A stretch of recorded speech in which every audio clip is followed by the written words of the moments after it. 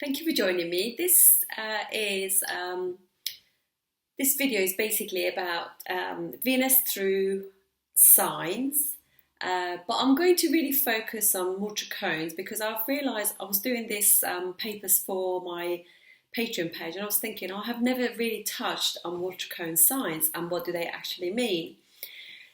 So Mooltrikona signs are, out of the 7 planets, excluding the nodes in Vedic astrology, every planet has got, obviously the luminaries only own one's house, so Moon only owns Cancer, Sun only owns Leo, but the other planets, each of them have got two signs that they rule, and one is normally a male sign and the other one is a female sign. So basically the male sign of the planets, apart from Mercury and Moon, the male sign is normally the Mooltrikona sign, which means the root, or where the energy of the planet is. And obviously planets have got all different kinds of conditions. So planets can be exalted, which means that they can perform and give very strong fruits, as long as obviously all of this is dependent if they're not actually afflicted in any way. And then Mooltrikona will be the next strong placement for any planet. And then it will be own house, great friend, friendly sign, or obviously it would be neutral, and then it could be an enemy or great enemy, depending on temporal friendships, and also debilitated, which will be the weakest condition for any planet. Now Mooltrikona means that obviously it's a root trine. It just means that this is where the planet, so if they own, like for example, if Saturn owns Capricorn is own house, whereas Aquarius is a Mooltrikona sign, and these are always at a particular degree as well. So for example, Sun is obviously exalted in Aries, it's debilitated in Libra, both of them at 10 degrees. But actually the head office, or the Mooltrikona for Leo is the Mooltrikona for the Sun at 0 to 20 degrees. And then after that is own sign. And then Moon is exalted at 3 degrees Taurus, debilitated at 3 degrees Scorpio, and between 3 to 27 degrees of Taurus is actually Mooltrikona sign. Now, this is one of the only exceptions, this one and Mercury, where they have got female signs as their Mooltrikona signs. And then Mercury is obviously debilitated at 15 degrees of Pisces, exalted at 15 degrees of Virgo, but actually between 15 and 20 degrees of Virgo, that is this Mooltrikona. So it does work really, really well. And then we have Mars. Mars is obviously exalted at 28 degrees Capricorn, 28 degrees Cancer is its debilitation sign. And then 0 to 12 degrees of Aries will be its Mooltrikona's sign. And then Jupiter will be 5 degrees of Cancer, exalted, 5 degrees of Capricorn, debilitated, and its 0 to 10 degrees of Sagittarius will be its Mooltrikona sign. And then Venus will be Pisces, 27 degrees exalted, 27 degrees of Virgo will be when it's debilitated, and actually 0 to 15 degrees of Libra will be its Mooltrikona sign. And Saturn will be obviously 20 degrees of Libra exalted, 20 degrees of Aries will be debilitated, and 0 to 20 degrees of Aquarius will be its Mooltrikona sign. So you can see that these, they all have these Mooltrikona degrees, and that makes any yogas to do with those planets really, really strong.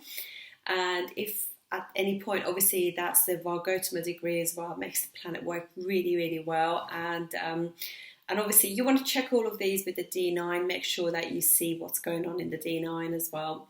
But what I'm going to show you today is just a slightly different way of looking at things. So I also want you to, whilst I'm doing this, to remember that where every placement is, you've got to really look into it. You mustn't just think that, oh, it's just one placement. Everything means so many more things. There are all different layers to it, so you want to make sure you take all of those things in consideration with every planet, actually, because although I'm going to do Venus today, and I might have to come back to it and do one for every sign, because it's a big subject. But basically, also, we all have chakras as well. So Venus also rules the heart chakra. And it's also, obviously, it's about receptivity, giving and receiving in equal measures because of Libra. Libra being sign of balance, it's always looking at that, looking to, sort of build relationships that they gain as much as they give. So they don't want to be in a relationship, that a really healthy Venus will not want to be in a relationship which is just one way. So, and obviously, in the natural zodiac, Venus rules 7th and 2nd house. So 2nd house is self-worth and resources and choices, and 7th house Libra, which is all to do with interaction with the world, other people, harmony with others. Venus Taurus, this position is 8 houses away from Libra. And Taurus, obviously, 1st house from the 1st, so from the feminine sign. What this shows is, and obviously, Moon is obviously exalted in this. So to read this, I would probably say that a Venus Taurus person will be somebody who will go through some challenges and ups and downs in life, in things to do with relationships, marriage, and the transformations will create a very confident, self-assured person who kind of knows what they want from their relationships. And these individuals also can possibly, when they can meet their partner also in very unusual settings too. Could be that, I don't know, maybe they were at some kind of a cult or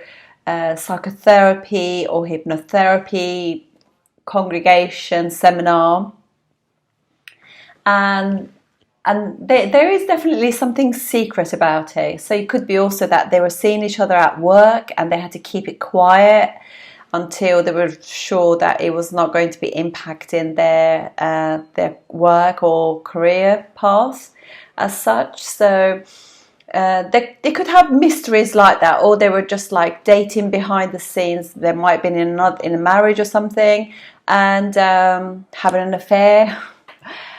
For some, not necessarily for all. It could just be, something like they just didn't want everybody at work or friends to know, or family to know. And so there would be something secretive about it, or maybe something taboo about it, in the sense that they could be from different backgrounds, different religious beliefs. Something taboo, like the woman can be a lot older, or the woman can be a lot younger than the man, something like that. Something taboo, something unusual, a little bit more unorthodox, if you like, to the normal conservative way of how we see relationships. And obviously, because Moon is exalted, so is Rahu actually. Moon is exalted in Taurus. So it would just say that individual is very close, their partner, the Venus, your wife or girlfriend, or even for women, really, the men, because it's still indicator of love. They could be quite close to their mums. They want to bring those comforts of family life that they've enjoyed into their marriage. So this could also be these lovely guys that you see. They're very hands-on with their babies, with their children. They take their kiddies to school. They take them to after-school classes. They are literally, if their mum needs something, they will do it. They are very, particularly men who have this, they are very much respectful of women, of the feminine energy. They really respect it and enjoy it in a really healthy manner, if you like. And they're not actually themselves, they're not so scared about portraying and displaying their feminine energy as well. So if they're upset, they're quite happy to just express that.